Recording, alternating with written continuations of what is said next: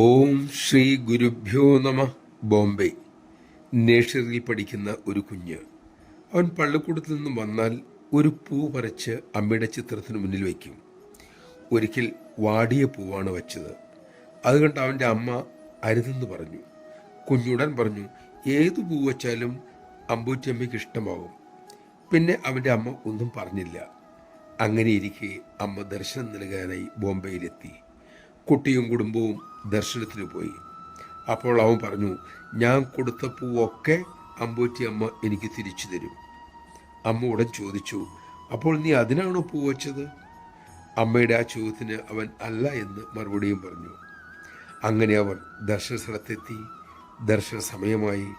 അമ്മയുടെ മുമ്പിൽ എത്തിയ ആ കുഞ്ഞ് തൻ്റെ കൈ നീട്ടി. അമ്മ ആ പിഞ്ചു കൈകളിൽ നിറയെ പൂക്കളിട്ടു. പിന്നെ അവൻ്റെ ശിരസിലും പുഷ്പം വർഷിച്ചു. അവൻ കൈ പിൻവലിക്കാതിരുന്നപ്പോൾ അമ്മ കുറെ കൂടി പൂവുകൾ ഇട്ടുകൊടുത്തിട്ട് ചോദിച്ചു, എന്താ അക്കൗണ്ട് തീർന്നില്ലേ? നമഃശിവായ.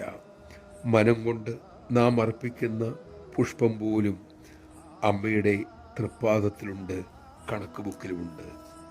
അതറിയാനും അതനുസരിച്ച് സാധന ചെയ്യാനും നമുക്ക് കഴിയട്ടെ. അതിനുള്ള ശക്തിക്കായി നമുക്ക് അമ്മയോട് തന്നെ പ്രാർത്ഥിക്കാം.